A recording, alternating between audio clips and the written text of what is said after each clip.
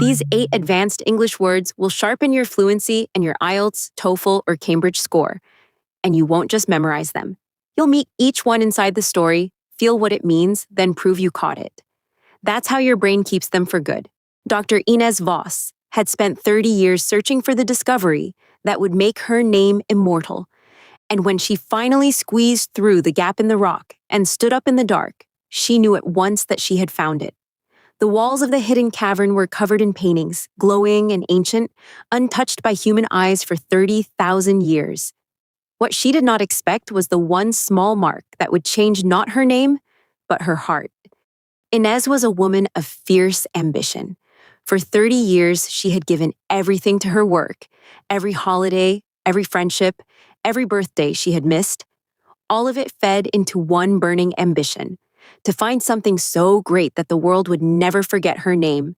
She was brilliant, driven, and, if she was honest with herself, rather lonely. The great find had always mattered more to her than the people in her life. And now, at last, here it was. The cave had been sealed by a rockfall, its air still and cold and ancient. By the light of her torch, Ines stood beholding wonders that no living person had ever seen. The walls depicted great herds of horses and bison, charging across the stone, so alive that they seemed to move in the flickering light. The paintings depicted a vanished world, drawn by hands turned to dust before the pyramids were even dreamed of.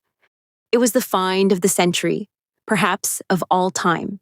The colors were perfectly intact, the reds and ochres as bright as the day they were painted.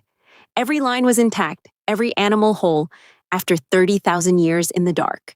Ines moved through the cavern in a daze, her heart pounding, already composing in her mind the lectures, the books, the fame. This would be her monument. This would make her immortal at last. Then, in a low corner of the cave, away from the great charging beasts, her torch fell on something small. It was not a painting of an animal at all. It was a handprint. Someone, 30,000 years ago, had pressed a palm flat against the wall and blown red pigment around it, leaving its shape behind forever.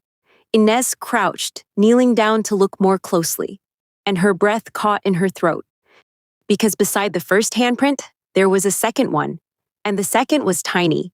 It was the handprint of a small child, pressed into the wall right next to the larger one, 30,000 years before. Someone, a mother, a father she would never know, had lifted a little child up to the painted wall and helped them press their small hand into the red, exactly as a parent might lift a child today. The thought was so simple and so poignant that it stopped her cold. Ines had come to this cavern hunting for grandeur, for the masterpieces that would make her famous, but it was this, 2 handprints, one large and one tiny, that broke her open. Across 30,000 years, here was something she understood completely. Here was a parent and a child, and a small, poignant moment of love, intact and unbroken, reaching out of the deep past to touch her. Kneeling there in the dark, beholding that little hand, Dr. Ines Voss finally understood the only thing that had ever truly mattered. And she wept. She got her fame, in the end. The painted cavern made headlines around the world, and her name will be remembered for as long as the paintings endure. But Ines herself was never quite the same again. The fierce ambition that had eaten her whole life had quietly loosened its grip. The ancient handprints had shown her, in a single instant, what 30 years of striving never had.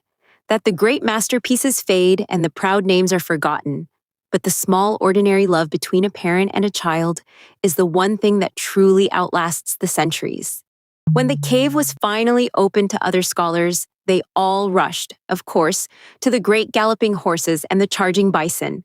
But Ines would slip quietly away to that low, dark corner and crouch before the 2 handprints, the big one and the little one, and simply look. The grandeur, she had learned, was never really the point.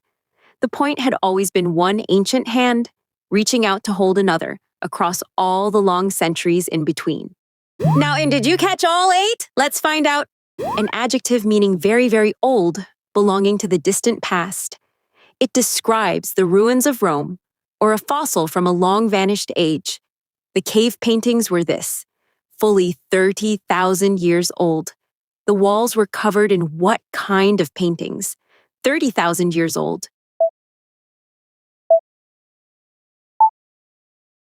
The word is ancient. They explored the ruins of an ancient city buried in the desert. A noun for a large cave, especially one deep underground. It's a vast stone chamber far below the ground, dark and echoing. Ines squeezed through a gap and stood up inside this hidden one. She stood inside the hidden what? A great underground cave, its walls covered in paintings.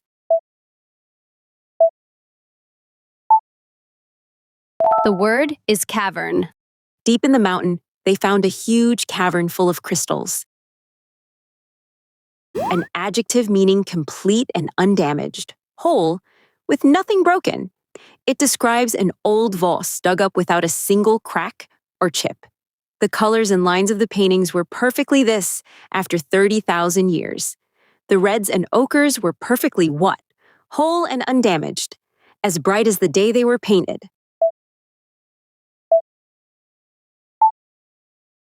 The word is intact. Despite the crash, the parcel inside arrived completely intact. A verb meaning to show or represent something in a picture. It's what a painting does when it shows a scene, a person, or a battle. The cave walls did this to herds of horses and charging bison. The walls did what? Showed in pictures, great herds of horses, so alive they seemed to move.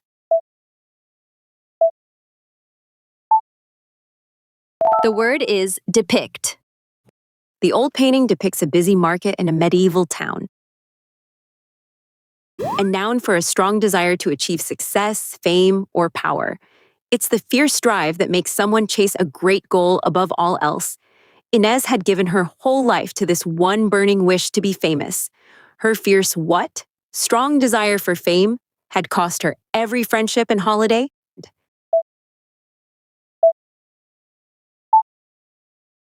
The word is ambition. Her ambition was to become the youngest captain in the fleet. A verb meaning to go down and rest on your knees.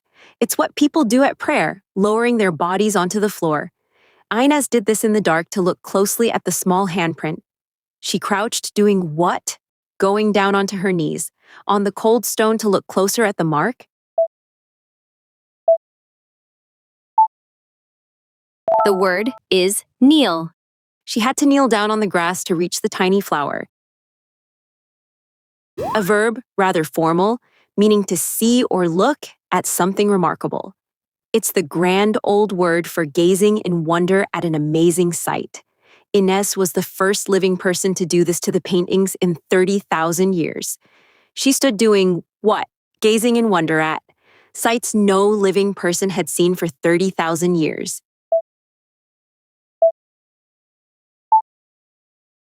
The word is behold. The travelers stopped to behold the vast golden sunset over the sea. An adjective for being deeply touching, sharply moving to the heart. It describes a moment so tender and sad sweet it brings a lump to your throat. The tiny handprint beside the large one was this. It stopped her cold. The small, what kind of moment of love, deeply touching, reached across the centuries to touch her.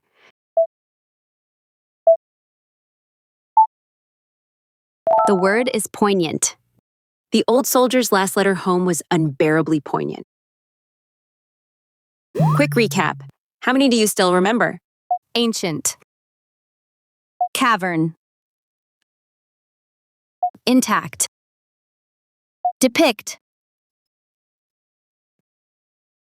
Ambition. Kneel. Behold. Poignant. A new English story every day. Subscribe and master advanced words the way your brain actually keeps them. Inside a story you won't forget.